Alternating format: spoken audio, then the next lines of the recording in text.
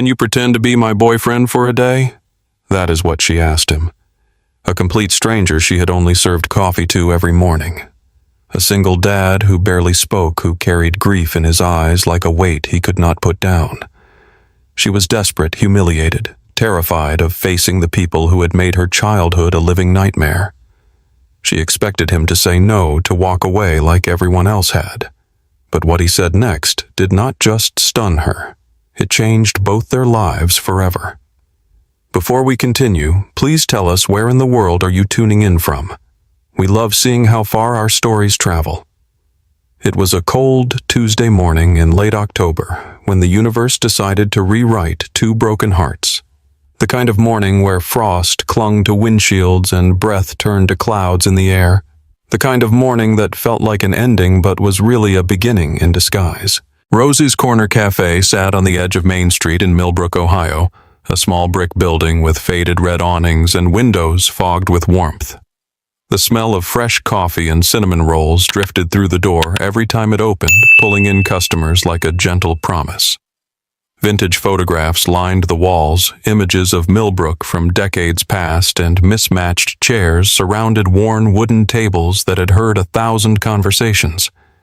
It was the kind of place where regulars became family, where the same faces appeared at the same times, ordering the same things, finding comfort in the predictability of it all. Nathan Cole pushed through the door at exactly 6:52 a.m., just like he had every morning for the past 2 years. The bell above the entrance chimed softly, announcing his arrival to no one in particular. He was 38 years old, tall and broad-shouldered from years of construction work, with short dark hair that had started showing touches of gray at the temples. His blue eyes were tired, always tired, carrying a weight that never seemed to lift.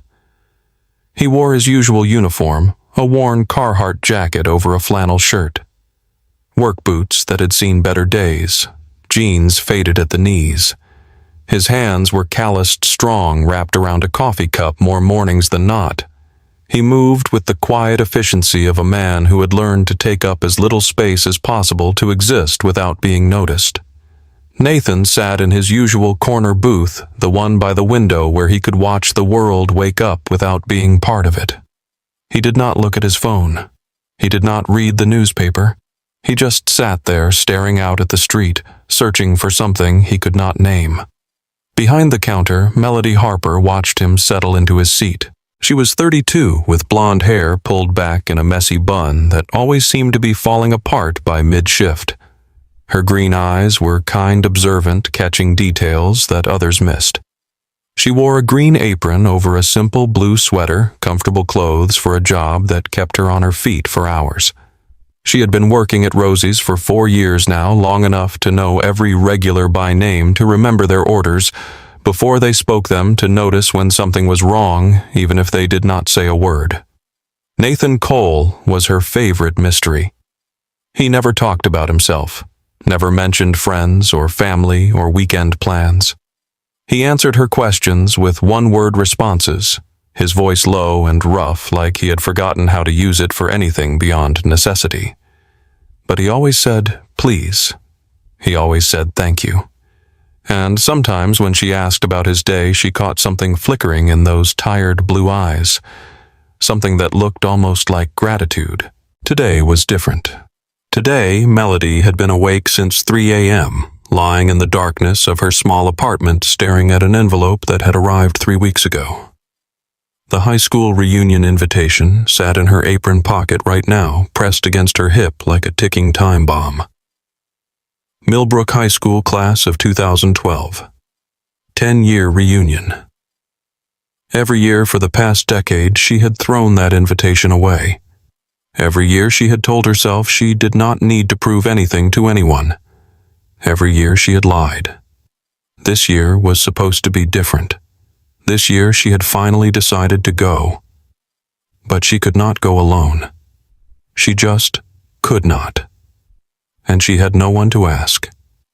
Melody poured Nathan's coffee, black, no sugar, and carried it to his table. Her hands were steady, but her heart was racing. She had been rehearsing what she wanted to say for 3 weeks now, and she still did not know if she could actually do it. "Morning, Nathan," she said, setting the cup down in front of him. "Morning," he replied, his voice barely above a murmur. She lingered for just a moment, watching him wrap his calloused hands around the warm ceramic. He looked more tired than usual today, the shadows under his eyes deeper, the lines around his mouth more pronounced. She wanted to ask if he was okay. She wanted to sit down across from him and talk, really talk about something that mattered. She wanted to tell him that she noticed him, that she saw him, that someone in this world was paying attention. Instead, she just smiled and walked away. There was still time. She had until Saturday to find the courage, or to lose it completely. Nathan finished his coffee at 7:23 a.m., the same time he finished it every morning. He left exact change on the table plus a $5 tip, the same tip he always left even though the coffee only cost $3. It was one of the small kindnesses Melody had come to count on, one of the ways she had learned to read him without words. He stood, shrugged on his jacket, and headed for the door. The bell chimed as he pushed through into the cold October air. His breath fogged in front of him as he walked toward his truck, a blue Ford F-150 that had seen better days but still ran strong. He was halfway across the parking lot when he heard it. Footsteps. Quick, urgent, rushing up behind him. Nathan turned his body, tensing instinctively, and found Melody Harper standing there in nothing but her thin blue sweater, her apron abandoned somewhere inside. Her cheeks were flushed pink from the cold, her breath coming in short, visible bursts. Her blonde hair was escaping, its bun strands falling across her face. She looked terrified and determined, and like she was about to either say something important or burst into tears. "I am sorry," she blurted out, her voice trembling. "I know this is probably the weirdest thing anyone has ever asked you, but—" She stopped, pressed her lips together like she was trying to hold something back. Her hands were shaking, and Nathan noticed she was gripping them together so tightly her knuckles had gone white. He had been coming to Rose's Corner Cafe every morning for nearly 2 years. In all that time, Melody had never followed him outside. She had never looked at him with this kind of desperation in her eyes, this raw vulnerability that made his chest tighten. "Can I talk to you for just 1 minute?" she asked. "Please." Nathan was not good at conversations anymore. He had forgotten how to be. After his wife died 3 years ago, he had built walls so high that even his own 7-year-old daughter could not always climb over them. He had learned to exist in silence, to move through the world without making waves, to protect himself from anything that might make him feel too much. Walking away would have been easier, safer. But something in Melody's expression made him stay. That raw vulnerability mixed with quiet courage. The look of someone who was about to do something that terrified them, and was doing it anyway. "Sure," he said quietly, setting his coffee cup on the hood of his truck. "What is going on?" Melody took a shaky breath, her eyes fixed on the cracked pavement beneath her feet like she could not bear to look at him while she spoke. "I have a high school reunion this Saturday," she said. "I have been avoiding it for 10 years. Every single year they send me an invitation, and every single year I throw it away. Because I cannot." Her voice cracked. "I cannot face them." Nathan frowned slightly, waiting. He did not push, did not prompt, just stood there in the cold morning air, giving her space to find her words.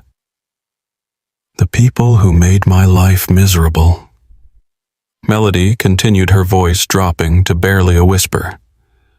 "The people who called me horrible names, who said I was ugly, who said I would never amount to anything, who said no one would ever love someone like me." She let out a bitter laugh that held no humor at all, a sound that was more pain than anything else, and for a long time I believed them.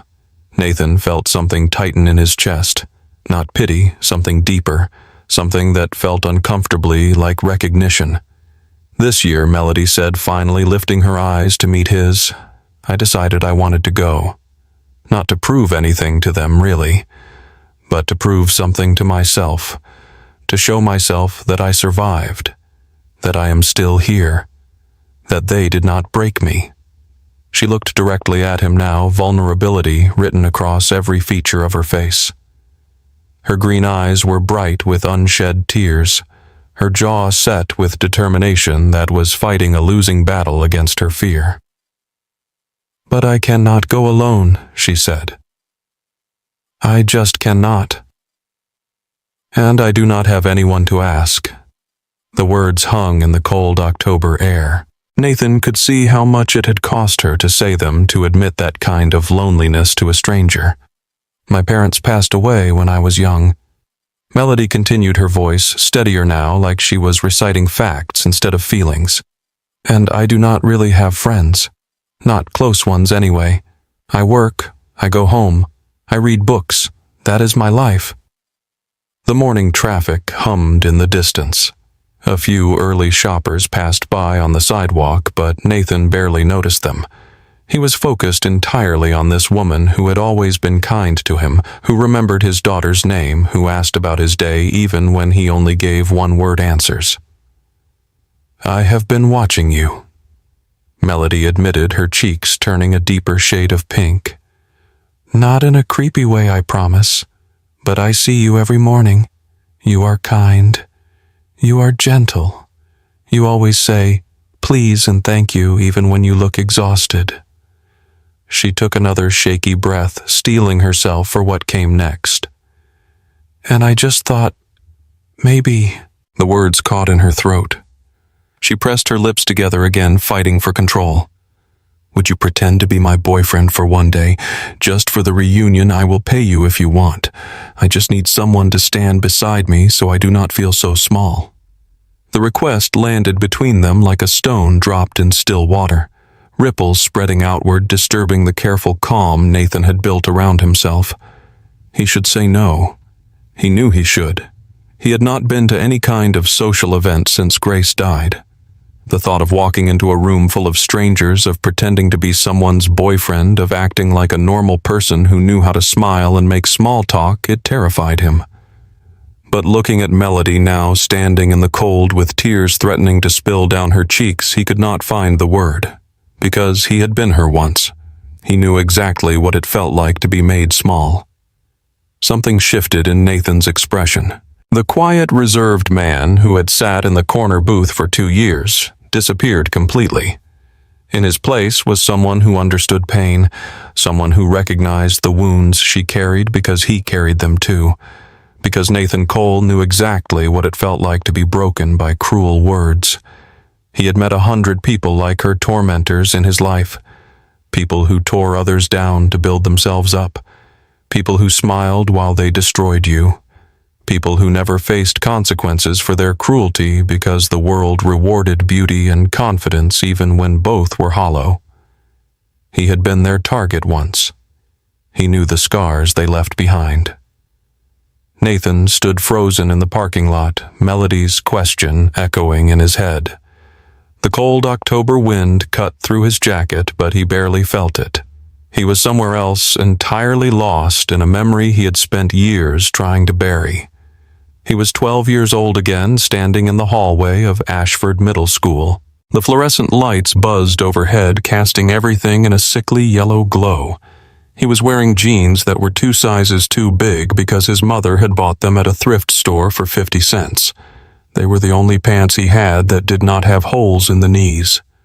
"Nice floods," Carver, someone shouted from behind him. "Did you fish those out of a dumpster?" Laughter erupted around him. Cruel, cutting laughter that followed him into every classroom, every lunch period, every moment of his childhood that should have been innocent. They pushed him into lockers, stole his lunch, called him dumpster boy and trash kid, and worse things that still echoed in his head on his darkest nights. He was the skinny, awkward kid who wore clothes that did not fit because his family could not afford new ones. The kid who was mocked relentlessly for being poor, for being different, for existing in a world that seemed determined to crush him. Nathan had transformed himself over the years, built muscle working construction, found success, created a life he was proud of. But the scars remained. They always would. Some wounds never fully healed. They just stopped bleeding. Looking at Melody now standing before him with tears in her eyes, and hope she was afraid to fully embrace Nathan, saw a reflection of his own pain. The same haunted look. The same careful way of holding herself like she was bracing for impact. The same desperate need to prove that she was worth something, that the cruel words had not been true. He could not walk away from that. "You do not have to pay me," he said softly. Melody's eyes widened. "What? What time should I pick you up?" For a moment she just stared at him, her lips parted slightly, her breath catching in her throat. She was trying to determine whether he was serious, whether this was some kind of cruel joke, whether she could actually trust this quiet stranger who had never given her more than a handful of words. But Nathan's expression was steady, genuine. The same quiet kindness she had noticed in him every morning for 2 years. "You will do it," she whispered. "Really?" Nathan nodded. "Really?" Something broke open in Melody's chest. For the first time since she had received that reunion invitation 3 weeks ago, she felt like she could breathe. The weight that had been pressing down on her shoulders lifted just enough to let in light. A laugh escaped her lips. A real joyful laugh, the kind that comes from relief so profound it borders on disbelief. She pressed her hands to her face, trying to contain the emotion that was threatening to spill over. "Thank you," she said, tears streaming freely down her cheeks now. "Thank you so much. You have no idea what this means to me." "Saturday," Nathan confirmed, picking up his coffee from the hood of his truck. "Text me your address." He pulled a pen from his pocket, scribbled his number on a napkin he had been using as a coaster, and handed it to her. Their fingers brushed briefly, and Melody felt a spark of something she could not name. "I will," she managed. "I will text you tonight." Nathan nodded once, then climbed into his truck. As he pulled out of the parking lot, he glanced in the rear-view mirror. Melody was still standing there, clutching the napkin to her chest, her face tilted up toward the gray October sky. He did not know what he had just agreed to. He did not know if he could actually do this, if he could walk into a room full of strangers and pretend to be someone's boyfriend, if he could act like a normal person who had not spent the last 3 years drowning in grief. But he had seen something in her eyes that he recognized too well. The look of someone who had been made to feel worthless, who had internalized every cruel word, every dismissive glance, every moment of rejection. He knew that look because he had worn it himself for years. Maybe this was foolish. Maybe he was setting himself up for failure. But he remembered being that kid nobody stood up for, that boy in 2 big jeans who ate lunch alone in the library because the cafeteria was too dangerous. Nobody had ever stood beside him when he was small. Maybe just this once he could be the person he had always wished someone had been for him. As Nathan drove toward the construction site, his hands gripped the steering wheel a little tighter than usual. The morning sun was climbing over the horizon, painting the sky in shades of orange and pink. It was going to be a beautiful day, the kind of day that felt full of possibility. He had not felt possibility in a very long time. But something had shifted in that parking lot. Something small but significant, like the first crack in a dam. He did not know what would come flooding through once the walls started to break. He was not sure he wanted to find out. But for the first time in 3 years, he was curious enough to try. The alarm went off at 5:30 a.m., the same time it had gone off every single day for the past 3 years. Nathan reached over and silenced it without opening his eyes, his body moving through the familiar routine on autopilot. He lay there for just a moment, staring at the ceiling of his small bedroom. The house was quiet, the kind of heavy silence that felt like it was pressing down on him. He used to love mornings back when Grace was alive. She would wake up before him, start the coffee, hum little songs while she got ready for the day. The house had been full of sound, then full of life. Now it was just silence. Nathan pushed himself out of bed and padded down the hallway to check on his daughter. Lily's door was slightly ajar the way she liked it, with a nightlight glowing softly in the corner. She was 7 years old, small for her age, with her mother's auburn hair spread across her pillow like a flame. She slept curled up on her side, clutching a stuffed rabbit named Mr. Whiskers that had been Grace's gift to her the Christmas before she died. She looked peaceful in sleep. It was the only time Nathan saw her truly relaxed anymore. Lily had become so quiet since her mother passed. She had been 4 years old when it happened, old enough to remember, but too young to understand. She used to ask where Mommy was over and over until the question stopped. Nathan did not know if she had accepted it or just given up on getting answers. She had learned at 7 years old that asking only led to disappointment. He closed her door gently and headed to the kitchen. The house was small but tidy, a 2-bedroom rental in a working-class neighborhood on the outskirts of Millbrook. The furniture was second-hand, practical, nothing fancy, but the walls were covered with photographs of Grace, her smile frozen in time in dozens of frames. There she was on their wedding day, radiant in white. There she was, holding newborn Lily in the hospital, exhausted but glowing. There she was at the beach, laughing at something Nathan had said, her hair blowing in the wind. He had put the photos up for Lily so she would not forget her mother's face. But sometimes in the early morning light, Nathan felt like he was living in a shrine, surrounded by memories of a life that had been stolen from him. He made breakfast on autopilot. Scrambled eggs slightly overdone, toast a little burnt on one side. He had never been good at cooking, that had been Grace's domain, but he had learned to manage. Survival cooking, he called it. Good enough to keep them fed, not good enough to enjoy. Lily appeared in the doorway at 6:15, rubbing sleep from her blue eyes. She was wearing her favorite purple pajamas, the ones with little stars on them. Her auburn hair was a tangled mess. "Morning, sweetheart," Nathan said, forcing brightness into his voice. Hungry Lily nodded and climbed into her chair at the small kitchen table. She ate in silence, her feet dangling off the seat, her eyes fixed on her plate. Nathan watched her, that familiar ache settling in his chest. She used to chatter through breakfast, talking about her dreams, asking a million questions about everything, singing little songs she had learned at preschool. Now she barely spoke unless spoken to. He had done this to her. Not intentionally, but he had done it nonetheless. His grief had become a black hole, pulling all the light from their home. He had been so focused on surviving, on keeping them afloat financially, on not falling apart completely, that he had forgotten how to be present, how to really be there for his daughter. She had adapted to his silence by becoming silent herself. At 6:47, Nathan pulled up to his mother's house, a modest white colonial on the other side of town. Eleanor Cole was 65 years old, still sharp, still fiery, still the strongest woman Nathan had ever known.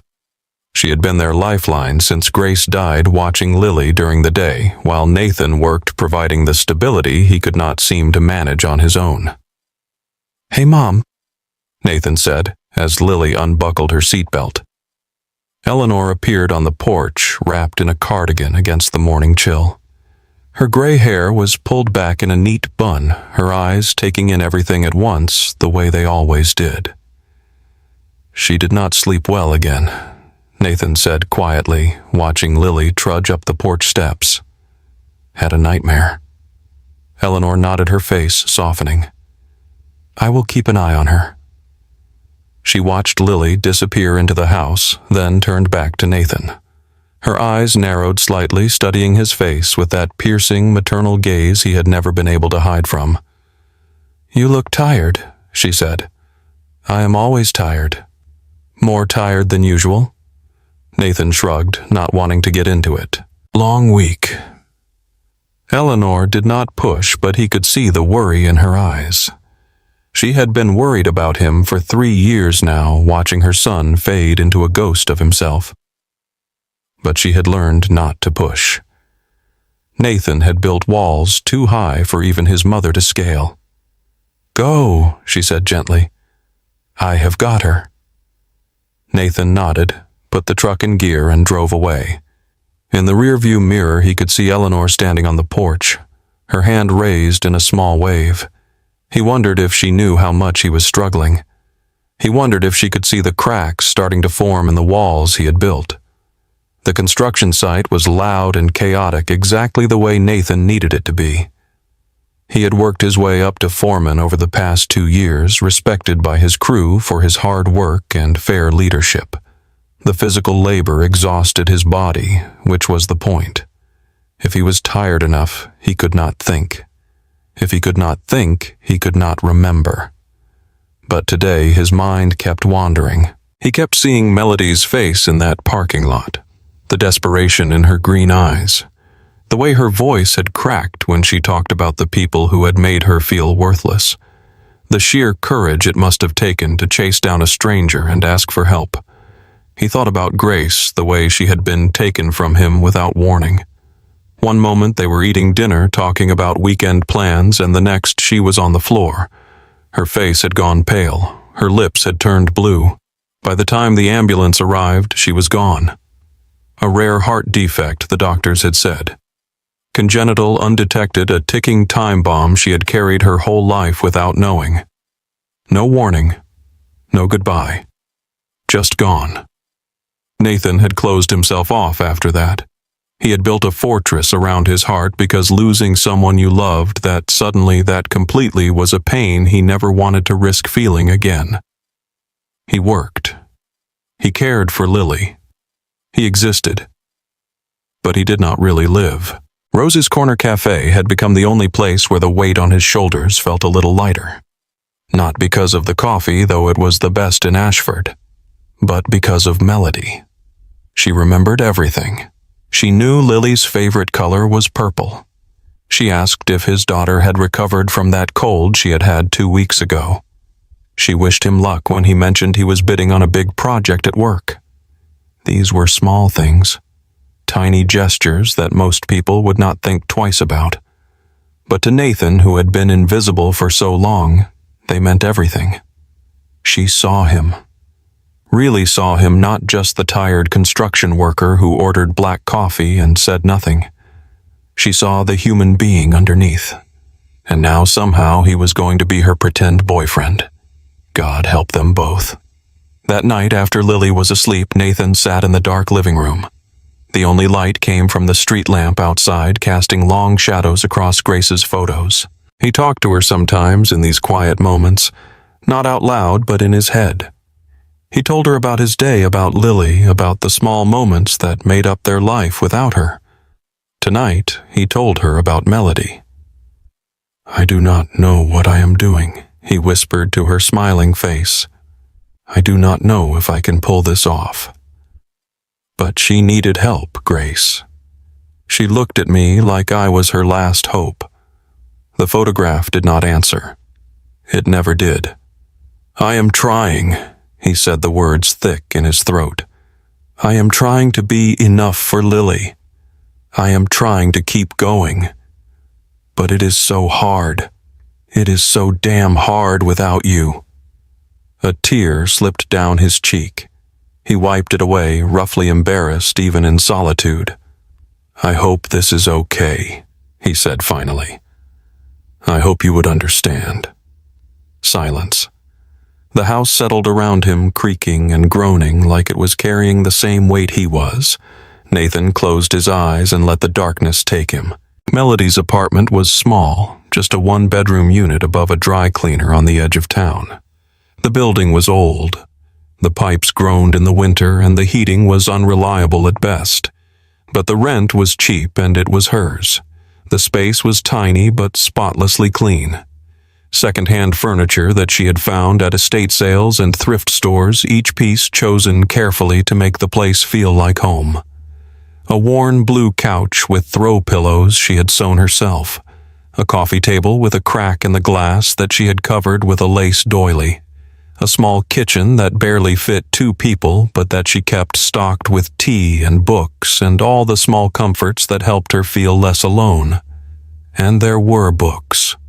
Hundreds of them, covering every surface, stacked on the coffee table, lining the walls, piled beside her bed.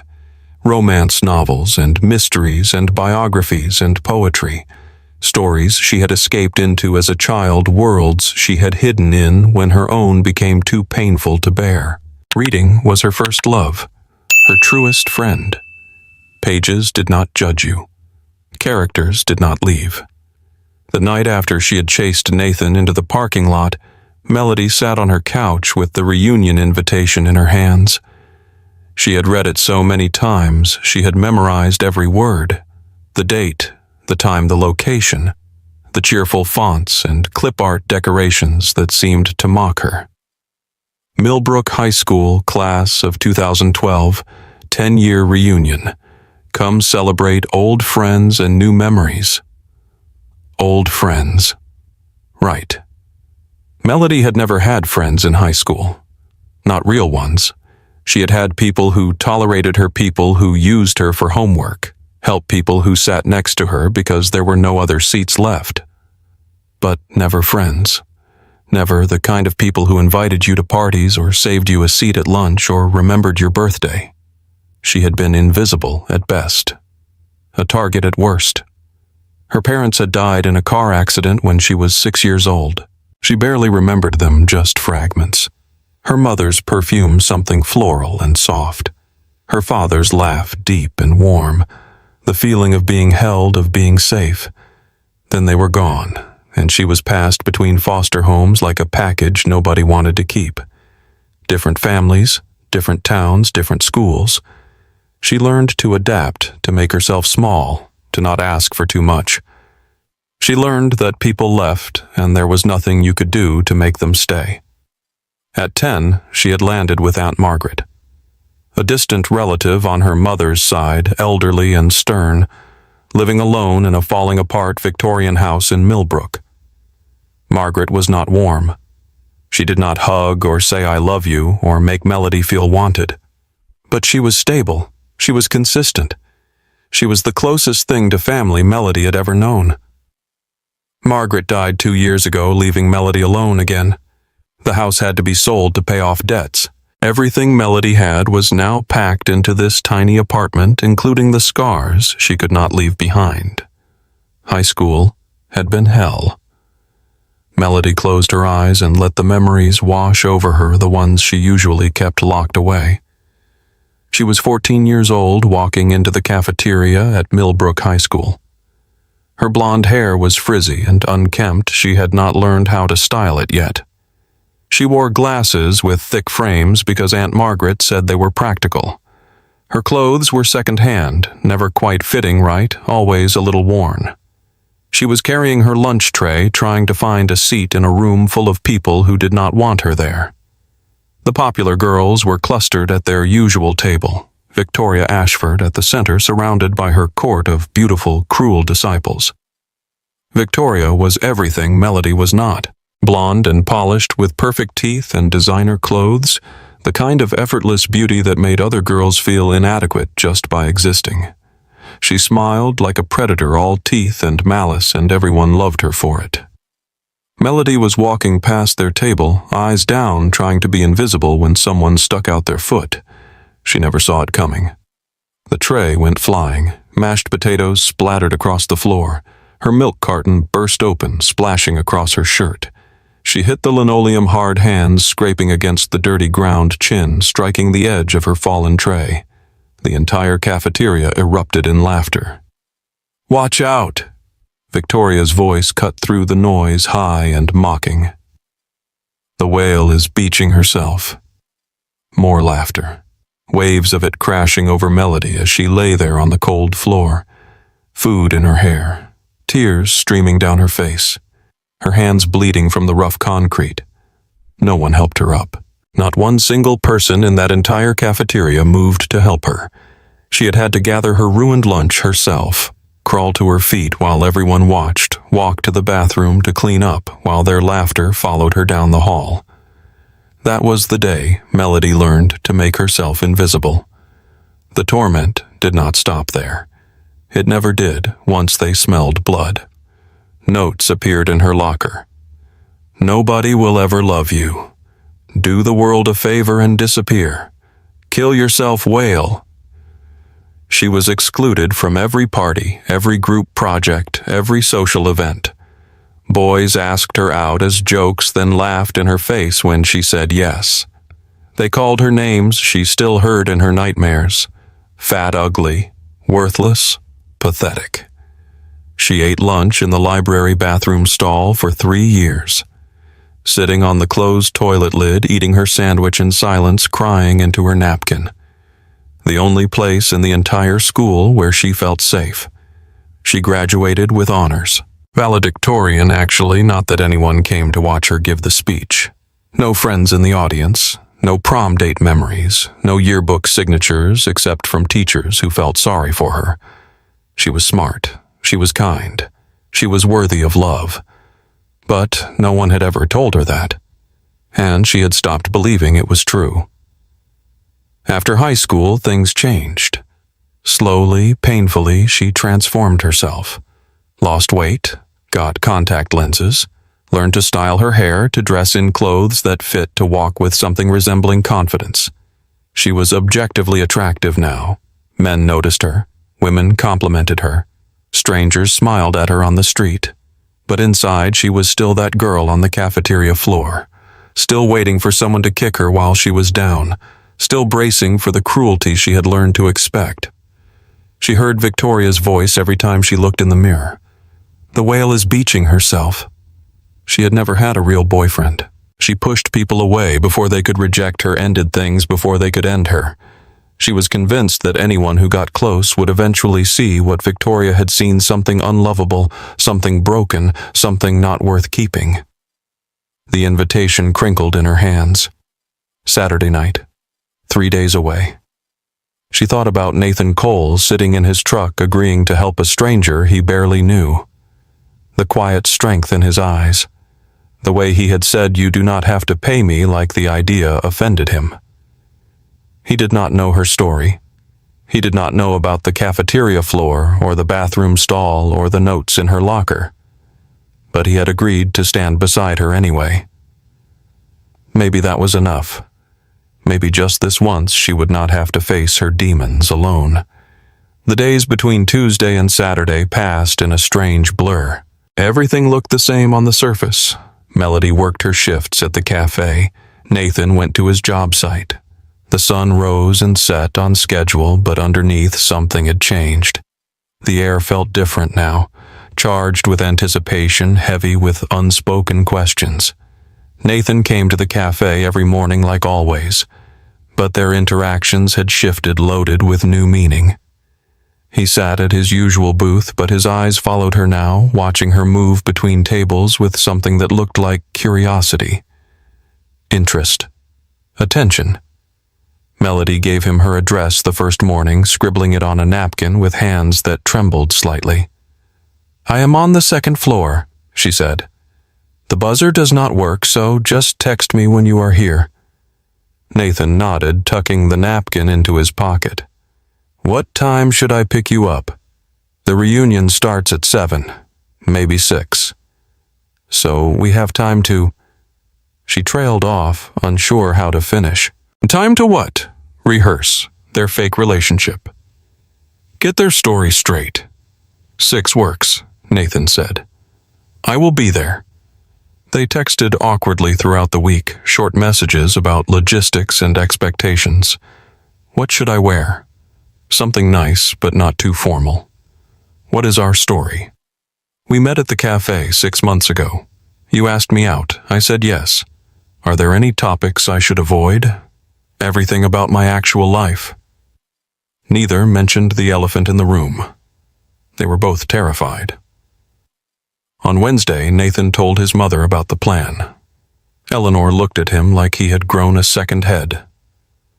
"You are going to a social event," she repeated, as if he had announced plans to climb Mount Everest. Voluntarily. "It is complicated," Nathan said, shifting uncomfortably. She needed help. I said yes. Eleanor studied him for a long moment, her sharp eyes taking in details he had hoped to hide. The tension in his shoulders, the slight flush on his cheeks, the way he could not quite meet her gaze. "Nathan," she said slowly, You have not done anything social since Grace died. Not one thing in 3 years. And now you are agreeing to be some woman's fake boyfriend for a high school reunion. She is not some woman. Her name is Melody. She works at the cafe I go to. The blonde one. With the pretty smile. Nathan looked at his mother sharply. How do you know what she looks like? You mentioned her once, about a year ago. Said she was the only person who asked about Lily's school play. Eleanor's expression softened. I pay attention, Nathan, even when you do not think I am listening. He did not know what to say to that. Maybe this is good for you, Eleanor continued, her voice gentler now. You have been in the dark for so long. Maybe it is time to let some light in. Nathan shook his head. It is not like that. I am just helping someone out. One night, that is all. But even as he said the words, he was not sure he believed them. Thursday evening, after Lily was in bed, Nathan noticed something that made his chest ache. She had been drawing at the kitchen table while he made dinner, her crayons scattered across the surface. When she went to brush her teeth, he glanced at what she had been working on. It was a picture of 3 people. A tall figure with dark hair, him clearly. A small figure with auburn hair holding a rabbit lily, and between them, where the middle person should be, was empty space. Just grass and sky and nothing. She had drawn her mother out of the picture. Nathan stood there for a long time, staring at that empty space. The blank spot where Grace used to be. The hole in their family that he had been trying so hard to fill and failing every single day. He was so lost in thought that he did not hear Lily come back into the room. Daddy. Her small voice made him jump. Why are you sad? He forced a smile, setting the drawing down. I am not sad, sweetheart. Just tired. Lily tilted her head, studying him with eyes that saw too much for a 7-year-old. You look different today, she said. Different how? She considered the question seriously, the way only children can. Less sad, she decided finally. Is it because of the coffee lady Nathan's breath caught? What the lady at the coffee shop? You talk about her sometimes. Not a lot, but sometimes. Lily climbed into her chair at the table, reaching for her crayons. She sounds nice. Nathan did not know how to respond. He had not realized Lily had been listening, had not realized he had been talking about Melody at all. But apparently, even in his silence, some things came through. Friday night, Nathan stood in his closet for the first time in years, actually looking at the clothes hanging there.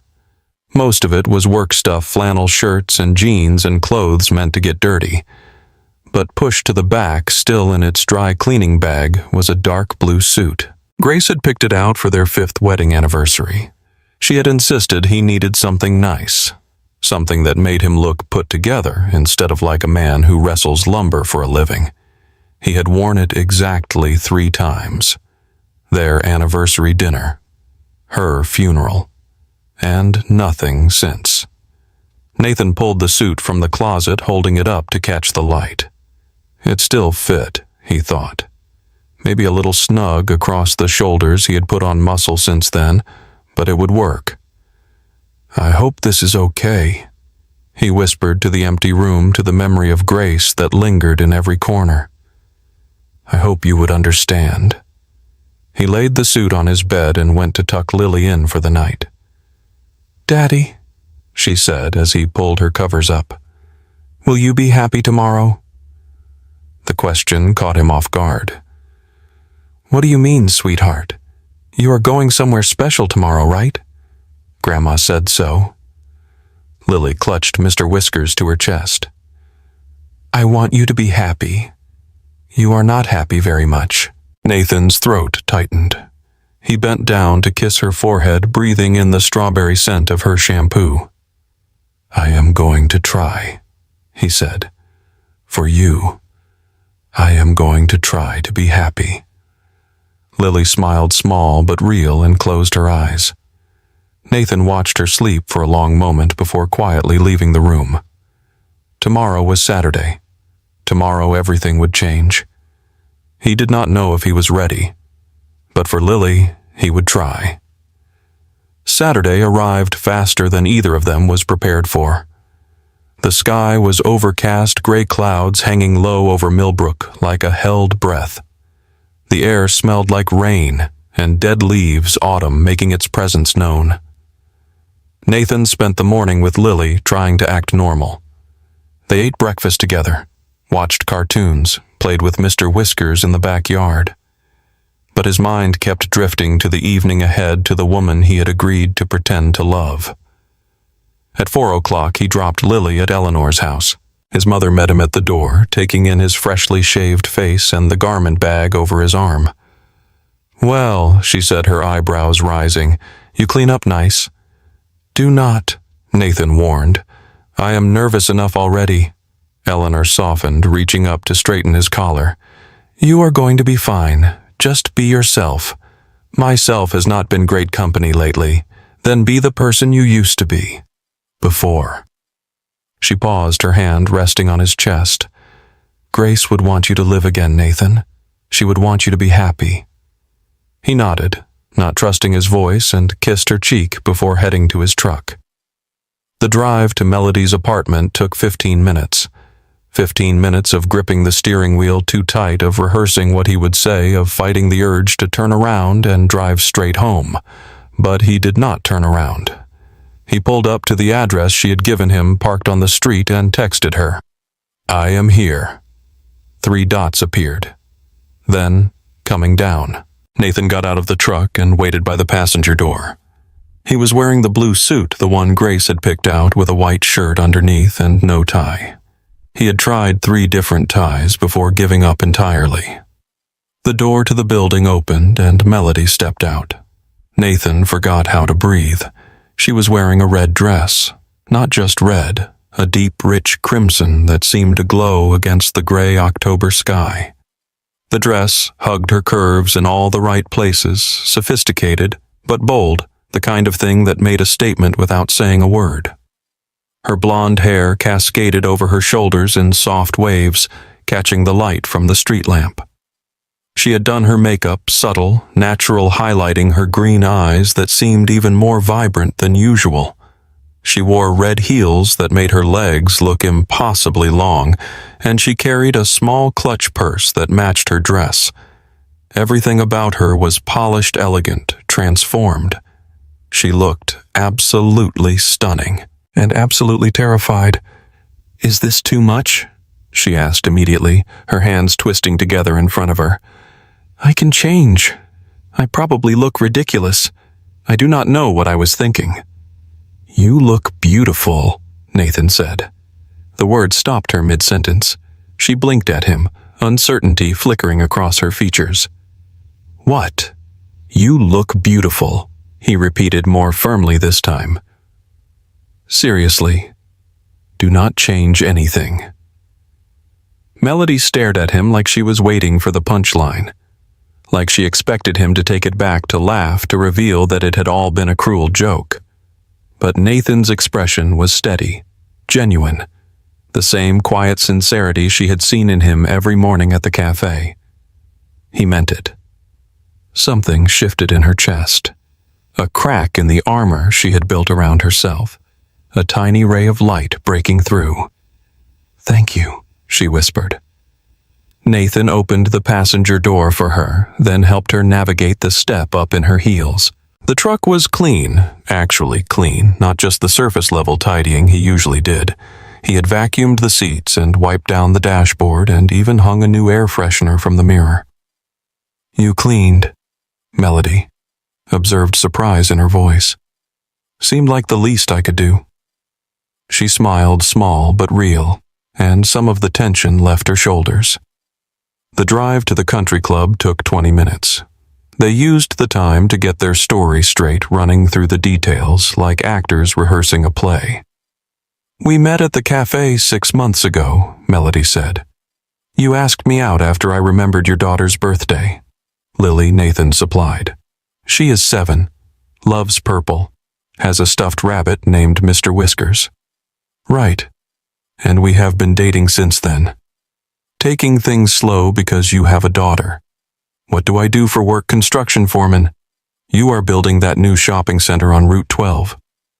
Nathan nodded, impressed, despite himself. She had clearly been thinking about this, planning, preparing. What should I know about you? He asked. Besides the cafe stuff. Melody hesitated. I like books. A lot. Probably too much.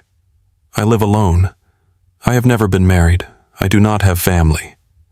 The last part came out quieter, heavier. I lost my parents when I was 6. She continued, her voice careful and controlled. Grew up in foster care mostly. My aunt took me in when I was 10, but she passed away 2 years ago. Nathan absorbed this information, filling in the gaps of the woman beside him. The loneliness made more sense now. The desperation in the parking lot. The way she had said, I do not have anyone like it, was a confession. I am sorry, he said. That must have been hard. It was. It is. She shrugged, a practiced gesture of dismissal. But I survived. That is something. The country club appeared ahead, lit up against the darkening sky. The parking lot was already filling with expensive cars, BMWs and Mercedes, and the occasional Tesla. Former classmates climbing out in designer clothes, confident smiles, the easy arrogance of people who had never questioned their place in the world. Melody's hands started shaking. Nathan noticed immediately. Without a word, he reached over and took her hand, wrapping his calloused fingers around her trembling ones. We are in this together, he said quietly. You are not alone tonight. She squeezed back, drawing strength from his steady presence. Okay, she whispered. Let us do this. They walked toward the entrance together, Nathan's hand resting on the small of her back. The warmth of his palm through the thin fabric of her dress grounded her, reminded her that she was not facing this alone. For the first time in 10 years, Melody Harper walked toward her past instead of running from it. The Millbrook Country Club ballroom had been transformed. Silver and blue streamers hung from the ceiling, the school colors that Melody had once hated and now barely remembered caring about. A banner stretched across the far wall. Welcome back, class of 2012, in glittering letters that caught the light. Round tables dotted the room, each decorated with centerpieces of blue flowers and silver ribbons. A DJ booth stood in the corner, pumping out songs from their high school years, songs Melody had listened to alone in her bedroom, dreaming of a life that did not feel so small. Photo displays lined the walls. Yearbook pictures blown up to embarrassing sizes, capturing the awkwardness of adolescence in painful detail. Melody spotted her own photo almost immediately, a girl with frizzy hair and thick glasses. Her smile forced and uncertain, her eyes already learning to look away. She looked away now, too. Former classmates filled the room, clustered in groups that probably had not changed much since graduation. The jocks still stuck together broader now, but with the same loud confidence. The popular girls huddled in a corner, their designer dresses and diamonds marking territory as clearly as their positions had 10 years ago. Melody felt Nathan's hand tighten on her back, steadying her. You okay? He murmured. Working on it. They had barely taken 3 steps into the room before the whispers started. Is that Melody Harper? No way. She looks completely different.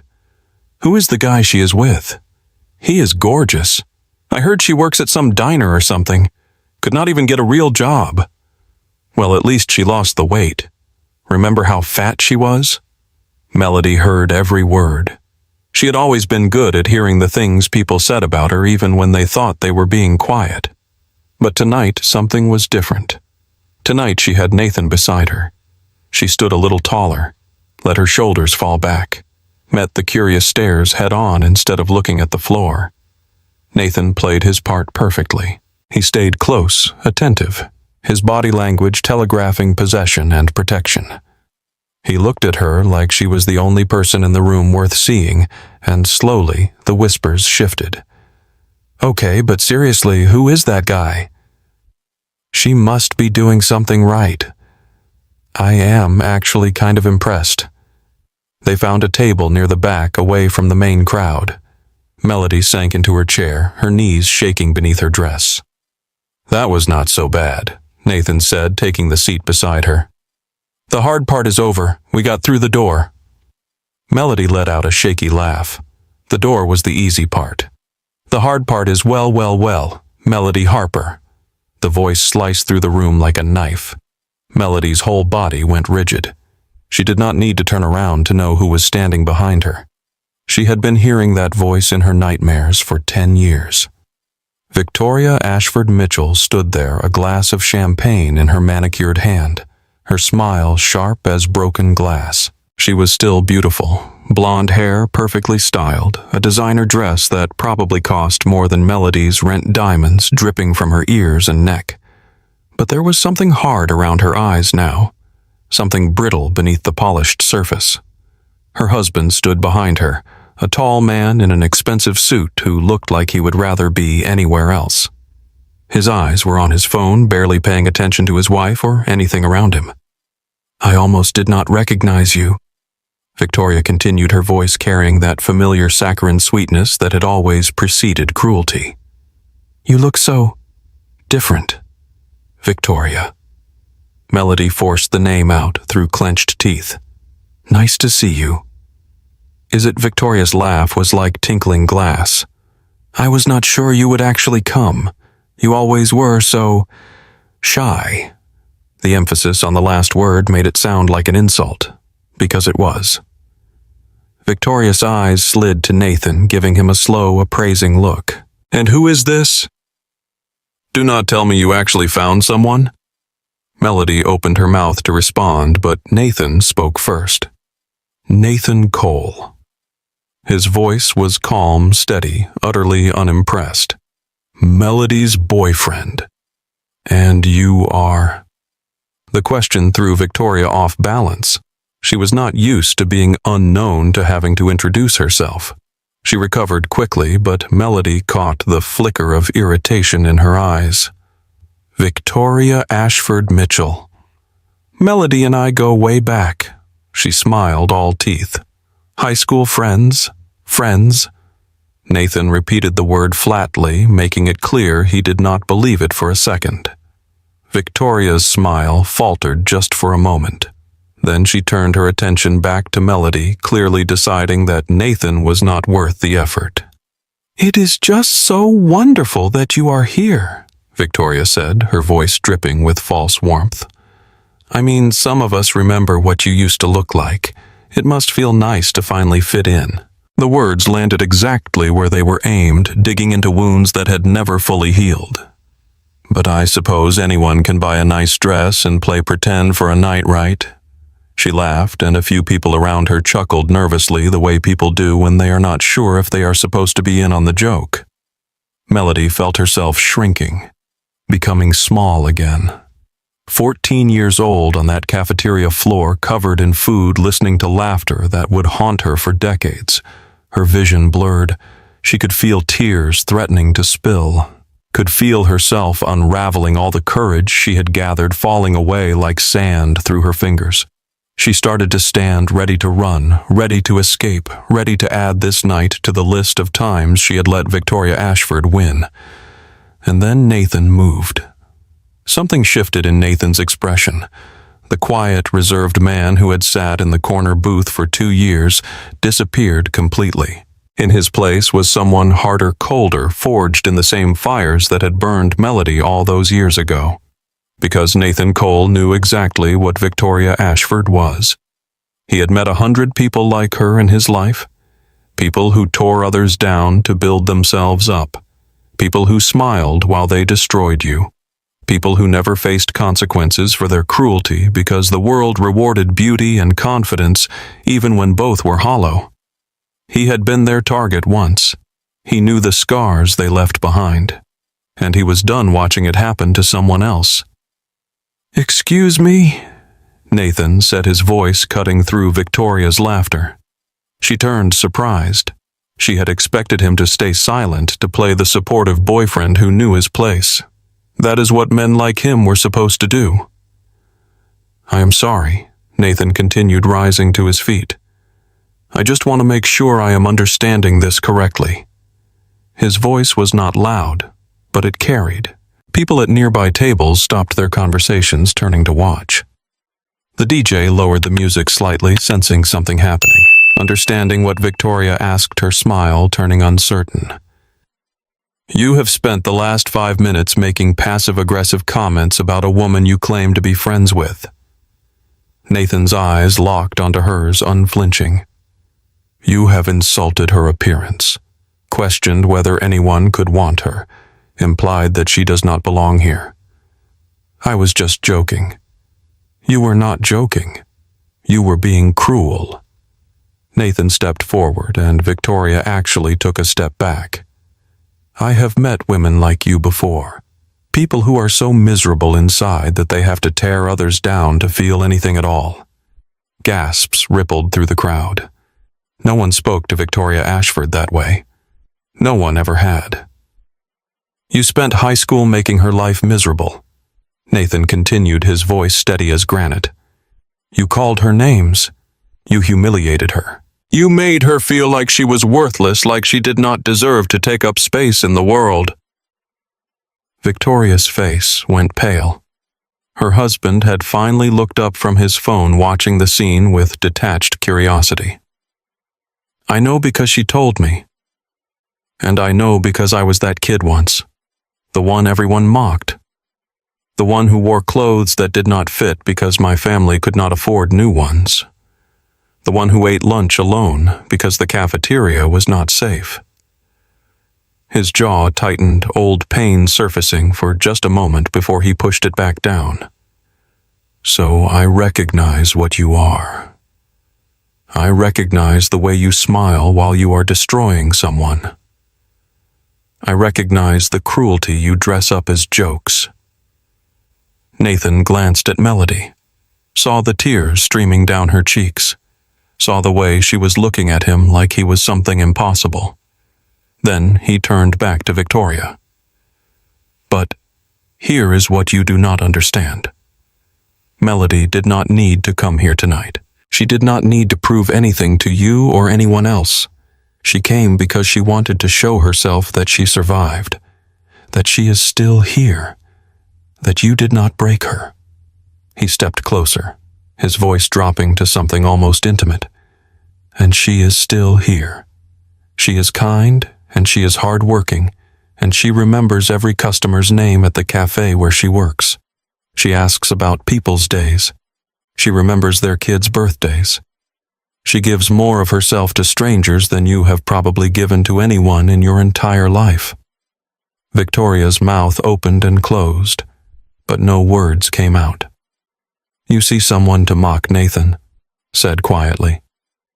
I see someone extraordinary who survived people like you, and I am grateful every single day that she gave me a chance. He turned to Melody, his expression softening instantly. Dance with me. He held out his hand. Melody took it. Nathan led her onto the dance floor, leaving Victoria standing there alone, speechless for perhaps the first time in her life. Her husband had already wandered off toward the bar, disinterested in his wife's social drama. The crowd parted for them. The DJ reading the room switched to a slow song, something soft and romantic that filled the space with gentle melody. Nathan pulled Melody close, one hand on her waist, the other holding her fingers. They swayed together, not really dancing, just moving. No one has ever done that for me, Melody whispered, her voice thick with tears. Ever. In my entire life, no one has ever stood up for me like that. Nathan looked down at her, and something in his chest cracked open. He had felt dead for 3 years. Numb. Existing but not living. But looking at Melody now, seeing the way she looked at him like he was something precious, he felt alive again. Then everyone else was blind, he said simply. They danced in silence for a while, the rest of the room fading into background noise. Other couples joined them on the floor, but Nathan and Melody moved like they were the only people in the world. I thought this was pretend, Melody said softly. So did I. She looked up at him, green eyes meeting blue. What is it now? Nathan did not answer with words. He just held her closer, his hand spreading across her back, his chin resting against her temple. Across the room, Victoria Ashford Mitchell sat alone at a table. Her husband was at the bar laughing at something someone else had said. Her friends had scattered, uncomfortable with what had just happened. She stared at her champagne glass, watching the bubbles rise and pop, and for the first time in her perfect, privileged life, she felt something she could not name. It was not anger. It was not embarrassment. It was recognition. She watched Nathan hold Melody like she was the most precious thing in the world. Watched the way they looked at each other like nothing else mattered. Watched a connection so genuine it almost hurt to see. And she realized with sudden, devastating clarity that no one had ever looked at her that way. Not her husband, not her friends, not anyone. She had spent her whole life making people feel small because it was the only way she knew how to feel big. And in the end, she was the smallest one in the room. Victoria set down her champagne and quietly left the party before anyone noticed she was gone. They left the reunion early.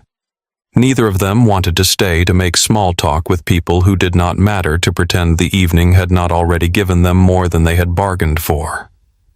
The night air was cold when they stepped outside, but it felt refreshing after the stuffy ballroom.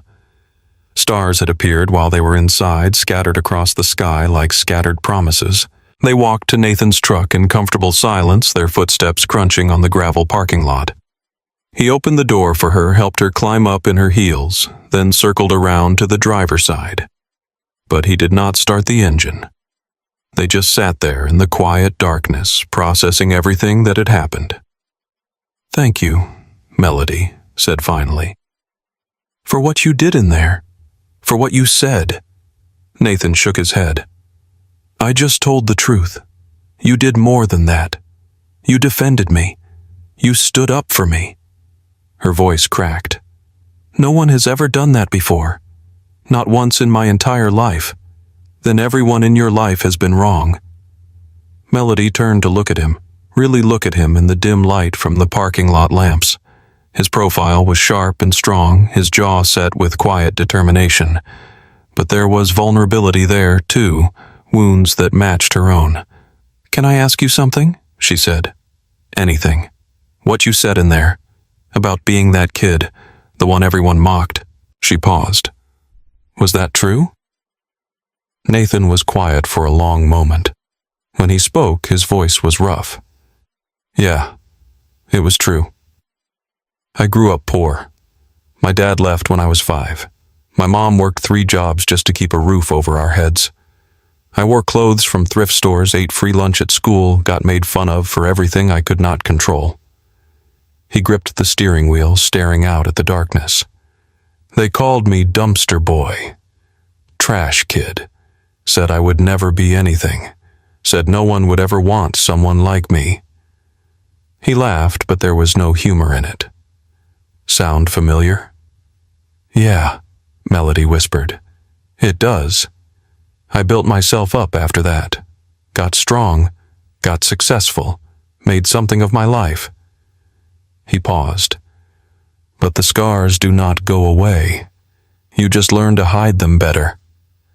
They sat in silence, 2 people who had been broken in the same ways, finding recognition in each other's wounds. "This was supposed to be pretend," Melody said softly. Was it? Nathan turned to look at her, his blue eyes catching the light. The question hung between them, heavy with meaning. "I do not know anymore," Melody admitted. "I thought I just needed someone to stand beside me so I did not feel small. But you..." She trailed off, searching for words. "You did not just stand beside me. You saw me. Really saw me. The way no one ever has." Nathan reached over and took her hand the same way he had before they walked into the reunion, but this time it felt different, charged with something new. I have been dead inside for 3 years, he said quietly. Since my wife died. I have been going through the motions, existing but not living. Coming to your cafe every morning was the only thing that felt real. Melody's breath caught. Why? Because you noticed me. You remembered my daughter's name. You asked about my day, even when I barely answered. He squeezed her hand. You saw me too. The weight of the moment pressed down on them both. This was not supposed to happen. This was supposed to be one night, one favor, one pretend relationship to survive a high school reunion. But sometimes life does not care about our plans. I should take you home, Nathan said finally, his voice rough. Melody nodded, not trusting herself to speak. He started the truck and pulled out of the parking lot. The drive back to her apartment was quiet, but not uncomfortable. It was the silence of two people who had said everything that mattered, and now just needed time to let it settle. When they pulled up to her building, Nathan parked and walked her to the door. They stood on the sidewalk, neither wanting to be the first to say goodbye. Thank you, Melody said again, for everything, for tonight, for defending me, for being there. Thank you for asking me, Nathan replied. I know it took courage. She smiled, small but real. Desperation and courage look pretty similar sometimes. He smiled back, and for just a moment he looked like someone she had never seen before. Someone without the weight of grief pressing down on his shoulders. Someone who remembered how to be happy. Good night, Melody, he said. Good night, Nathan. She turned toward the door, but his voice stopped her. Melody. She looked back. Same time tomorrow at the cafe. Something warm bloomed in her chest, a feeling she barely recognized. Hope. Same time tomorrow, she agreed. She watched him drive away, standing on the sidewalk until his taillights disappeared around the corner. Then she went upstairs, closed her apartment door behind her, and let the tears come. But they were not sad tears. Not anymore. For the first time in as long as she could remember, Melody Harper felt like she might be worthy of love after all. Sunday morning arrived gray and quiet, the sky heavy with clouds that threatened rain but never delivered. Melody woke before dawn, her mind still spinning with everything that had happened the night before. She lay in bed for a long time, staring at the ceiling, replaying every moment. Nathan's hand on her back as they walked into the reunion. Victoria's cruel smile faltering. The way he had defended her, his voice steady and sure, like he was stating facts instead of fighting battles. The way he had looked at her when they danced, like she was the only person in the room worth seeing. She got up, made coffee, and tried to act like it was a normal Sunday. But she kept checking her phone, waiting for something she could not name. At 6:52 a.m., the same time Nathan always arrived at the cafe on weekdays, her phone buzzed. Are you working today? Melody's. Heart skipped. She typed back quickly, trying to seem casual. I am off on Sundays. A pause. Then, would you want to get breakfast somewhere? I have Lily this afternoon, but the morning is free. Yes. The word came out before she could second-guess herself. Yes, I would like that. They met at a small diner on the other side of town, somewhere neither of them was known. Neutral territory for whatever this was becoming. Nathan was already there when she arrived, sitting in a booth by the window. He stood when he saw her, and something in his expression made her stomach flutter. Hi, she said, suddenly nervous. Hi. They sat across from each other, menus between them like props in a play neither knew the lines to. So Nathan said, Last night.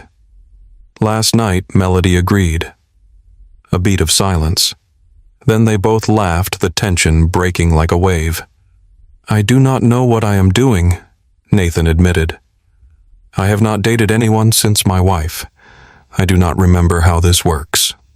I have never really dated at all, Melody said. So we are both learning. They ordered coffee black for him, cream and sugar for her, and talked. Really talked in a way they never had at the cafe, with its time constraints and watching coworkers and pretense of customer and server. Nathan told her about Grace, how they had met at a construction site where she was doing the accounting, how she had made him laugh for the first time in years, how they had built a life together brick by brick, and then had it torn away without warning. She was everything he said quietly, and then she was gone, and I did not know how to be anything anymore. Melody listened without interrupting, seeing the grief that still lived in his eyes, the love that had not faded even after 3 years. "You must miss her so much," she said. "Every day. But lately—" He paused, choosing his words carefully. "Lately, the missing has been different. Less like drowning and more like carrying something heavy. It is still there, but I can breathe." What changed? Nathan looked at her across the table, and the answer was in his eyes before he spoke it. "You." The word hung in the air between them. "I know that sounds crazy," he continued quickly. "We barely know each other. But you saw me. When I felt invisible, you noticed. And I think maybe that is what I needed. Someone who could see past the grief to the person underneath." Melody's eyes filled with tears. "I know exactly what you mean." They talked for 3 hours until the diner started filling with the lunch crowd, and they realized they had been nursing the same cups of coffee the entire time. When Nathan drove her home, he walked her to her door again. But this time he did not just say goodbye. "I want to see you again," he said. "Not pretend. Not for an audience. Just you and me." Melody smiled, the expression feeling unfamiliar and wonderful on her face. "I would like that." "And Lily," Nathan added. "I want you to meet her properly. She has been asking about you." Something warm spread through Melody's chest. She calls you the coffee lady. She says I seem less sad when I talk about you." Tears threatened again. Melody blinked them back. "I would love to meet her." Nathan smiled, really smiled, the expression transforming his entire face, and Melody realized she was looking at the man he used to be. Before the grief, before the walls, before he forgot how to live. "Tomorrow?" he asked. "I could bring her to the cafe after school tomorrow," Melody agreed. "I will make sure to have hot chocolate ready." It was a small thing, a simple plan, but it felt like the beginning of something enormous. The weeks that followed were a revelation. Lily came to the cafe that Monday afternoon holding Nathan's hand and wearing her favorite purple sweater. She was shy at first, hiding behind her father's legs, peeking out at Melody with curious blue eyes. "Hi, Lily," Melody said, crouching down to the little girl's level. "I am Melody. Your dad has told me so much about you." "You are the coffee lady," Lily said, her voice small but certain. "I am. And I heard you like hot chocolate. Would you like some?" Lily looked up at Nathan, seeking permission. He nodded, and she turned back to Melody with a tiny smile. "Yes, please."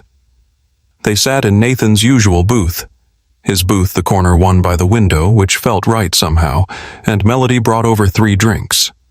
Black coffee for Nathan, hot chocolate with extra whipped cream for Lily, and a cappuccino for herself. "Daddy says you are nice," Lily announced, stirring her hot chocolate with grave concentration. "Lily," Nathan started, embarrassed. "He says you remember things about people, like how I like purple and how I had a cold 2 weeks ago." She looked up at Melody with an intensity that seemed too old for 7. "Do you remember things about Daddy too?" Melody met Nathan's eyes across the table. "I remember everything," she said softly. "I remember that he always says please and thank you. I remember that he tips too much. I remember that he looks tired, but he always has time to talk even when he does not feel like it. Lily nodded, satisfied. Good.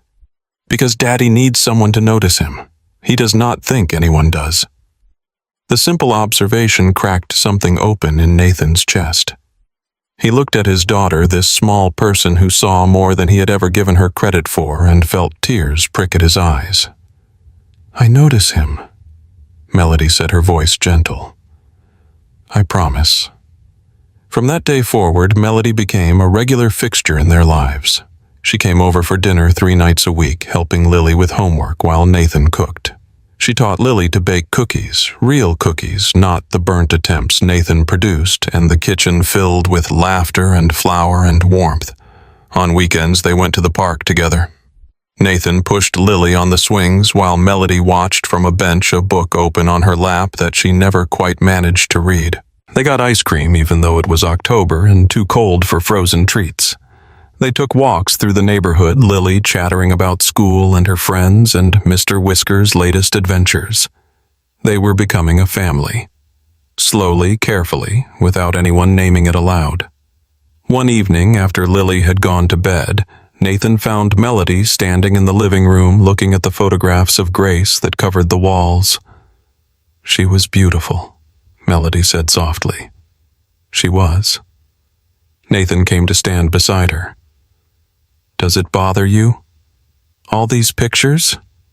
Melody shook her head. She was Lily's mother. She was your wife. She is part of your story.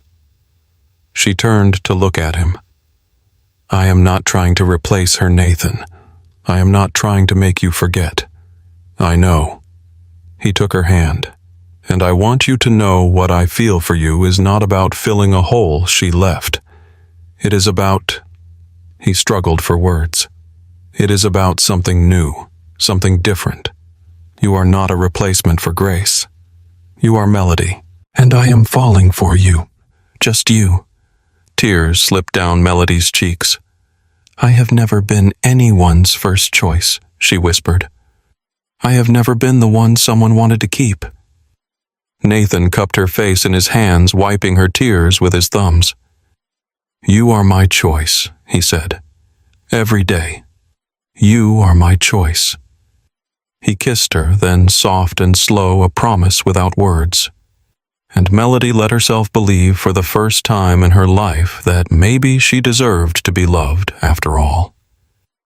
Later, as they sat on the couch with the lights dimmed and the house quiet around them, Lily appeared in the doorway. She was wearing her purple pajamas, Mr. Whiskers clutched against her chest, her hair sleep-tangled. I had a bad dream, she said, her voice wobbly. Melody opened her arms without thinking. Come here, sweetheart. Lily climbed onto the couch between them, nestling against Melody's side like it was the most natural thing in the world.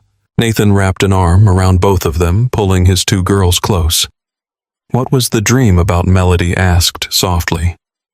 I dreamed you went away, Lily whispered. Like Mommy did. I dreamed you left and did not come back. Melody's heart broke. She held Lily tighter. I am not going anywhere, she said. I promise. You promise, I promise. Lily was quiet for a moment, her small fingers playing with the hem of Melody's shirt. Then she asked the question that changed everything. Are you going to be my new mommy? Nathan's breath caught. Melody went very still. Honey, Nathan said carefully. It is. It is complicated. Melody and I are... I know she is not my real mommy. Lily interrupted. My real mommy is in heaven with the angels. But you can have 2 mommies, right? A real one and a here one. Melody looked at Nathan over Lily's head, her eyes bright with unshed tears. What do you think, sweetheart? She asked Lily gently. Would you want me to be your here one? Lily nodded solemnly. I have been asking Mommy about it, in my prayers. I told her Daddy was sad all the time and needed someone to make him happy again. And then you showed up. She looked at Melody with those clear blue eyes. I think she sent you to us. The words hung in the air, innocent and profound. Nathan's throat tightened. He thought about all the times he had prayed in the months after Grace died, begging for the pain to stop, begging for some sign that things would get better. Maybe this was his answer. We will take it slow, Melody said, stroking Lily's hair. One day at a time. But I am here. I am not going anywhere. And I love you both very much. She had not meant to say the last part. It slipped out, unplanned and raw, the truth she had been afraid to speak. Nathan reached over Lily's head and took Melody's hand. We love you too, he said. And just like that, they were a family. 2 months into their relationship, Nathan found something that changed everything. He was helping Lily clean her room, a task that required negotiation, bribery, and at least 3 episodes of her favorite cartoon as reward when he noticed a piece of paper sticking out from under her bed. What is this, sweetheart? Lily glanced over and immediately tried to grab it. Nothing. It is private, but Nathan had already seen enough. It was a letter written in Lily's careful, lopsided handwriting. The kind of letter she sometimes wrote in school for assignments. Dear Mommy in Heaven, it began. Lily. Nathan's voice was soft. Can I read this? She hesitated, then nodded slowly. I wrote it for school. We had to write a letter to someone important. Miss Thompson said I could write to Mommy even though she is not here anymore.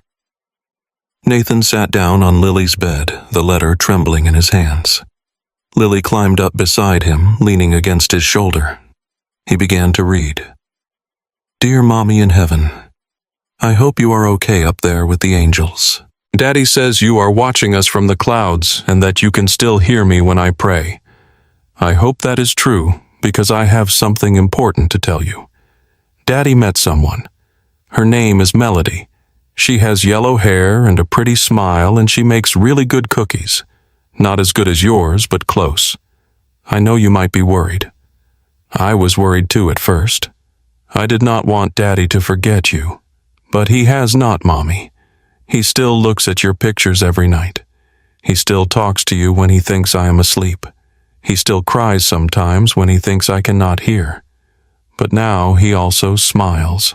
He laughs at Melody's jokes even when they are not that funny. He sings in the shower again like he used to. He is happy, Mommy. Really happy. I think you sent her to us. I think you heard me praying and you found someone to take care of us because you cannot do it yourself anymore. Is that right? Did you send her? I love Melody. I did not think I would, but I do. She reads me stories and helps me with homework, and she does not get mad when I mess up. She looks at me like I am important. Mommy, is it okay if I love her? Is it okay if Daddy does too? I do not want you to be sad or jealous. You are still my real Mommy. You will always be my real Mommy. But I think my heart is big enough for both of you. Do not you think so too? Please tell God I said hi, and please ask him to make sure Melody stays. I do not want Daddy to be sad again. I love you forever and always. Your Lily. P.S. Mr. Whiskers says hi too. He still sleeps with me every night just like you wanted. Nathan could not see the paper anymore. His vision had blurred completely, tears streaming down his face in a way he had not allowed himself in years. This was his daughter, his little girl who had lost her mother at 4 years old and somehow still had room in her heart for hope, for love, for believing that the universe might send them exactly what they needed. Daddy Lily's voice was worried. Why are you crying? Did I do something wrong? No, sweetheart. He pulled her into his arms, holding her tight. You did everything right. You did everything exactly right. That night, after Lily was asleep, Nathan showed Melody the letter. She read it slowly, her hands trembling, tears falling onto the paper before she could stop them. When she finished, she could not speak, could not move, could only sit there as the words sank in. She wants me to stay, she finally whispered. So do I. Nathan took the letter from her hands, setting it aside. He turned to face her, fully taking both her hands in his. I have been trying to find the right time to say this. He said, his voice rough with emotion. The right words, the right moment. But I do not think it exists. There is no perfect way to say what I feel. Melody waited, her heart pounding. I love you, Melody. The words came out strong and certain. I never thought I would feel this again. After Grace, I thought that part of me was dead. But you brought me back. You brought both of us back. She was crying openly now, tears streaming down her face. I have never said that to anyone, she admitted. Not like this, not meaning it. You do not have to. I love you too. The words tumbled out, unstoppable. I love you, Nathan. I love Lily. I love this family we are building. I have been so scared to say it because everyone I have ever loved has left me. But you are still here. You are both still here. He pulled her close, holding her while she cried, holding her while she let go of years of loneliness and fear and self-doubt. I am not going anywhere, he said against her hair. Neither of us is. You are stuck with us now. She laughed through her tears. Promise, I promise. They stayed like that for a long time, wrapped in each other's arms, letting the weight of the words settle around them. The next morning, Lily came down for breakfast and found them making pancakes together. Melody was flipping while Nathan attempted to create Mickey Mouse shapes that looked more like abstract art. Did you tell her Daddy? Lily asked, sliding into her chair. Tell her what? That she can stay. Lily looked at Melody with hopeful eyes. Forever. Nathan and Melody exchanged a look, a smile, a silent conversation that needed no words. Yeah, baby, Nathan said, pulling his daughter into a hug. She is staying. Forever, Melody knelt down to Lily's level, taking her small hands. Forever, she promised. And Lily's smile was the brightest it had been since her mother died. For 3 months, everything was perfect. Or as close to perfect as life ever gets.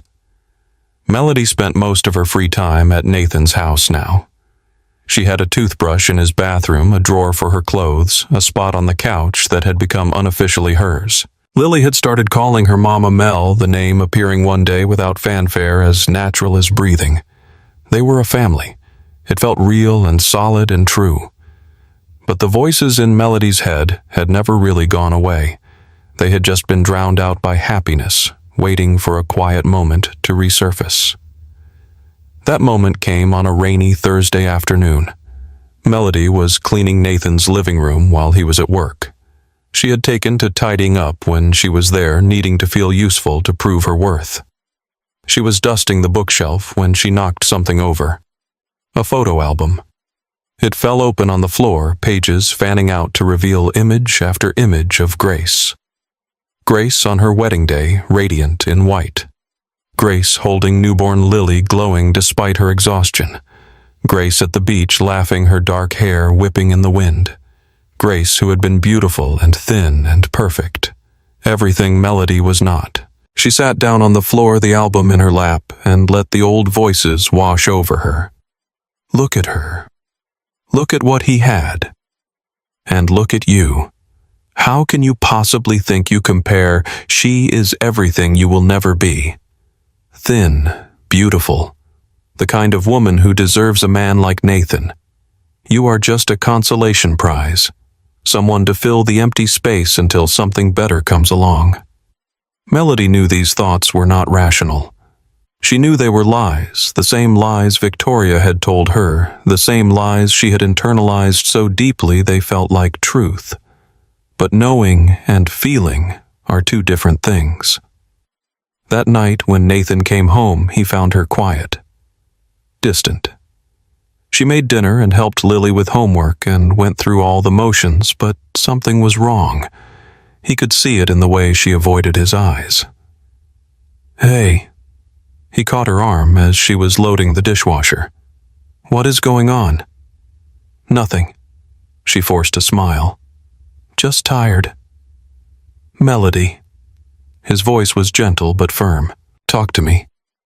She crumbled. "I found the photo album," she said, her voice barely above a whisper. "The one with pictures of Grace." Nathan's expression shifted. Understanding dawned. And she was beautiful, Nathan. She was thin and perfect and everything I am not." Melody's voice cracked. "How can you possibly want me when you had her? I am just... Do not." Nathan took her face in his hands, forcing her to meet his eyes. "Do not do that. Do not compare yourself to her. How can I not? Because you are not in competition with her. You never were." He wiped a tear from her cheek. "Grace was wonderful. I loved her. But she is gone, Melody. And you are here. You are real. You are warm. You make Lily laugh. You make me want to wake up in the morning."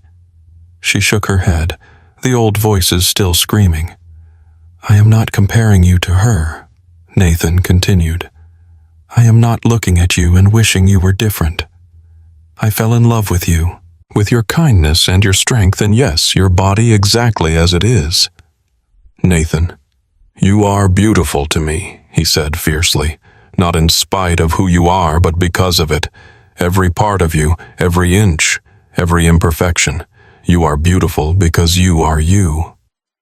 Melody stared at him through her tears. No one had ever said anything like that to her. No one had ever looked at her the way he was looking at her now, like she was precious, like she was enough. "I am scared," she admitted. "I am so scared this will fall apart. That you will wake up one day and realize I am not what you want." "I am scared too," Nathan said. "I am terrified of losing someone I love again. But I am more scared of losing you because I did not fight hard enough to keep you." He pulled her close, wrapping his arms around her. "We are both broken, Melody. We are both scared. But we do not have to be scared alone. We can be scared together." She laughed through her tears, a wet hiccuping sound. "That is not very romantic." "Maybe not. But it is honest." He pulled back to look at her. "I choose you. Every day I choose you. And I am going to keep choosing you until you believe it. What if I never believe it? Then I will keep telling you until you do." She kissed him, then tasting salt from her tears. It was not a perfect kiss. It was messy and wet and full of emotion. It was exactly what they both needed. A few weeks later, another challenge appeared, this time from an unexpected source. Eleanor Cole had been supportive of Nathan's relationship with Melody. She had welcomed her to Sunday dinners, praised her influence on Lily, expressed genuine happiness at seeing her son smile again. But Eleanor was also a mother. And mothers worry. One Sunday afternoon, while Melody was in the backyard playing with Lily, Eleanor pulled Nathan aside. "Can we talk?" she asked, her voice careful in a way that immediately put him on guard. "What is wrong?" "Nothing is wrong exactly. She paused, choosing her words. "I want to make sure you have thought this through." "Thought what through, Melody?" "This relationship." Eleanor's eyes were gentle but concerned. "You have been through so much, Nathan. Losing Grace nearly destroyed you, and now you are moving so fast with this woman, and I am worried. Worried about what?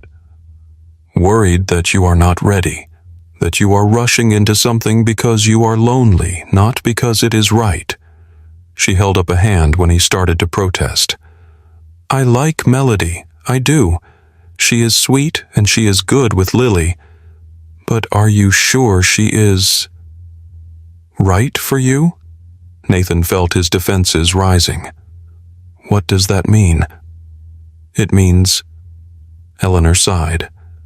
I do not know. I just want you to be happy, really happy, not just filling a void. For a long moment, Nathan did not respond. He looked out the kitchen window, watching Melody push Lily on the tire swing he had hung from the old oak tree.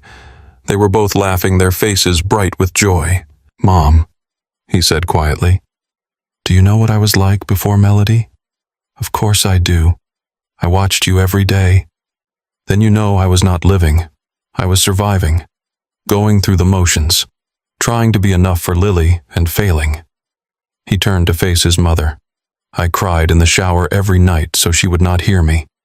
I could not cook anything that did not taste like grief. I forgot how to laugh, how to smile, how to feel anything at all. Eleanor's eyes filled with tears. Melody changed that Nathan continued. Not because she filled Grace's place. Grace's place can never be filled, but because she helped me find mine again.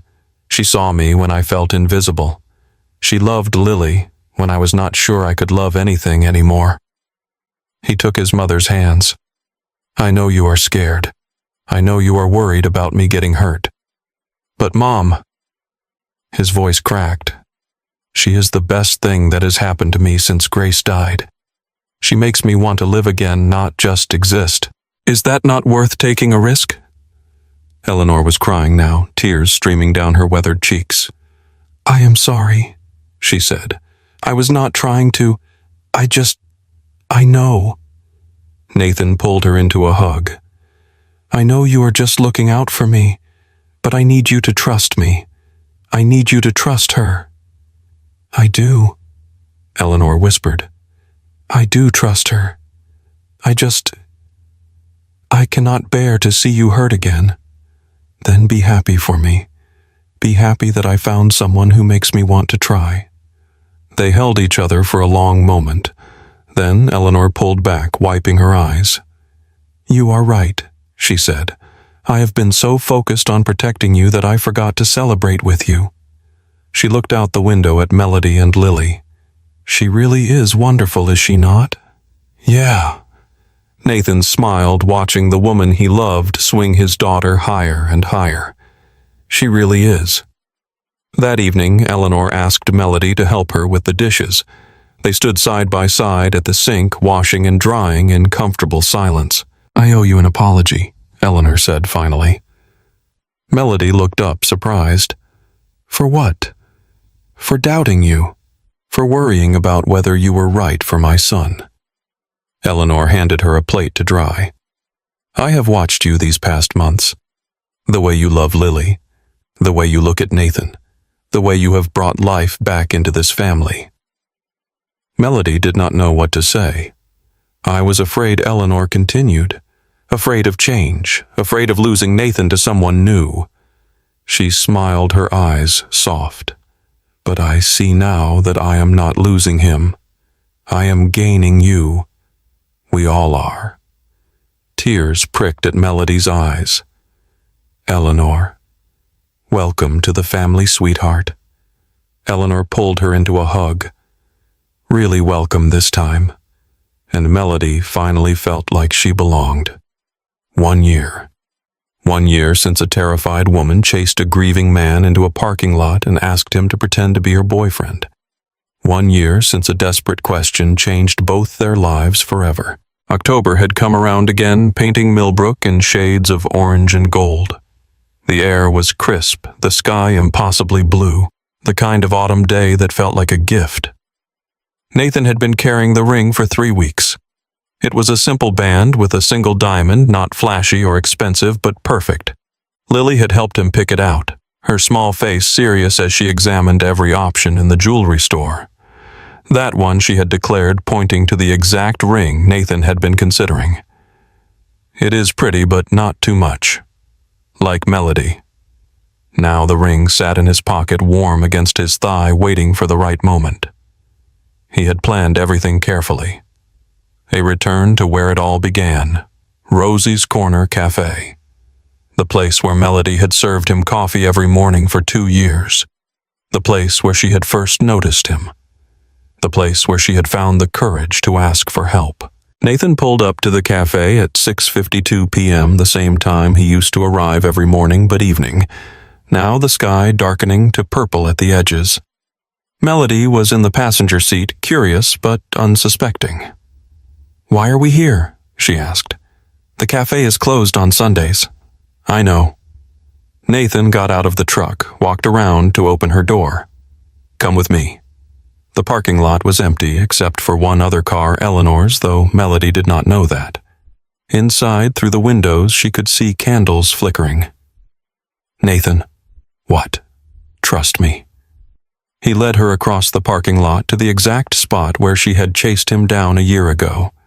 The spot where she had stood shivering in her thin sweater, asking a stranger to pretend to love her. Nathan stopped, turned to face her. "This is where you asked me to be your boyfriend for a day," he said. Melody smiled, remembering. "I was so scared. I thought you would say no. I thought you would think I was crazy. I thought you were brave." Nathan took her hands. "The bravest person I had ever met. Because asking for help is terrifying.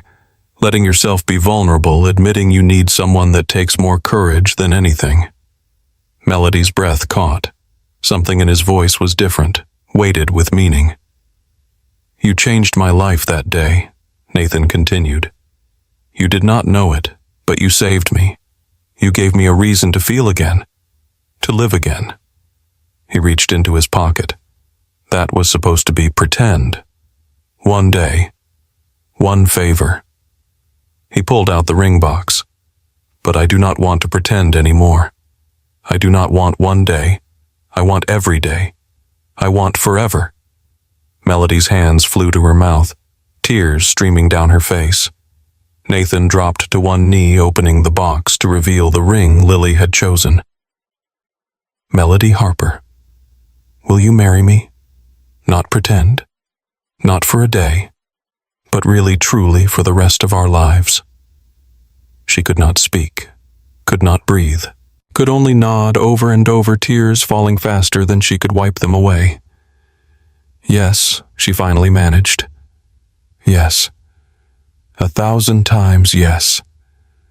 Nathan slid the ring onto her finger with trembling hands. Then he stood, pulled her into his arms, and kissed her while she laughed and cried at the same time. Behind them, the cafe door burst open. Lily came running out, Eleanor close behind both of them, cheering. "She said yes," Lily shouted, throwing herself at them both. "She said yes, I told you she would." Nathan laughed, lifting his daughter into their embrace. The three of them stood there in the parking lot, holding each other, crying and laughing and celebrating. "You were in on this?" Melody asked Lily. "I helped pick the ring," Lily said proudly. "And I made Daddy promise to propose here because this is where you met. It is like a fairy tale." Melody looked at Nathan over Lily's head. "You really planned this." "I told you," he said softly. "I choose you. Every day." Eleanor joined them, then pulling Melody into a fierce hug. "Welcome to the family," she said, echoing the words from months before. Officially this time. They went inside the cafe where Eleanor had set up champagne and cake and flowers. They celebrated until late, laughing and crying and making plans for a future that felt for the first time absolutely certain. At the end of the night, as they were leaving, Melody stopped Nathan in the doorway. "Thank you," she said softly. "For what?" "For saying yes. That day in the parking lot. You could have walked away. You could have said no. But you did not." Nathan cupped her face in his hands. "Best decision I ever made," he said. "And I would make it again, 1,000 times over." He kissed her under the awning of Rose's Corner Cafe, exactly where their story began. 1 year ago, she had asked him to pretend. Now, neither of them had to pretend anything at all. The wedding was small and perfect. They held it in Eleanor's backyard on a crisp November afternoon, surrounded by fairy lights and autumn flowers and the people who mattered most. Melody wore a simple white dress that made her feel beautiful, her blonde hair cascading in soft waves adorned with wildflowers Lily had picked herself. Nathan cried when he saw her walking toward him. He had sworn he would not. But the moment she appeared at the end of the makeshift aisle, his eyes filled and overflowed. Lily walked beside Melody, holding her hand, because when Nathan had asked who should give her away, Melody had said without hesitation, "The person who brought us together." The ceremony was short and sweet. They wrote their own vows, stumbling over words that never seemed quite big enough for what they felt. "You taught me that I was worth loving," Melody said, her voice thick with tears. "You stood up for me when no one else ever had. You gave me a family when I thought I would be alone forever. I promise to spend the rest of my life trying to be worthy of that." "You already are," Nathan said, taking her hands. "You were from the very first moment." His vows were simpler, more raw. "You brought me back to life," he said. "When I was drowning in grief, you reached in and pulled me out. You loved my daughter like your own. You saw me when I felt invisible. I promise to spend every day showing you how grateful I am, how lucky I am, how much I love you." Lily served as flower girl ring bearer and self-appointed official cake supervisor. She took all 3 roles very seriously, scattering petals with grave concentration and keeping a watchful eye on the dessert table throughout the reception. When the officiant pronounced them husband and wife, Lily cheered louder than anyone. The reception was casual and warm, just close friends, Nathan's construction crew regulars from the cafe who had watched their story unfold. They danced under strings of lights while Eleanor cried happy tears, and Lily demanded to cut the first piece of cake. At the end of the night, after the guests had gone and Lily had fallen asleep on the couch, Nathan and Melody stood alone in the backyard. The fairy lights still glowed, casting soft shadows across the grass. "We did it," Melody said softly. "We really did it. We did." Nathan pulled her close. "How does it feel? Being married?" She thought about it for a moment. "Like coming home," she said. "Like everything I went through, all the loneliness, all the pain, all the years of believing I was not enough. It all led here. To you. To Lily. To this." Nathan kissed her forehead. "I love you, Mrs. Cole." She smiled, the name still new and wonderful on her ears. "I love you too, Mr. Cole."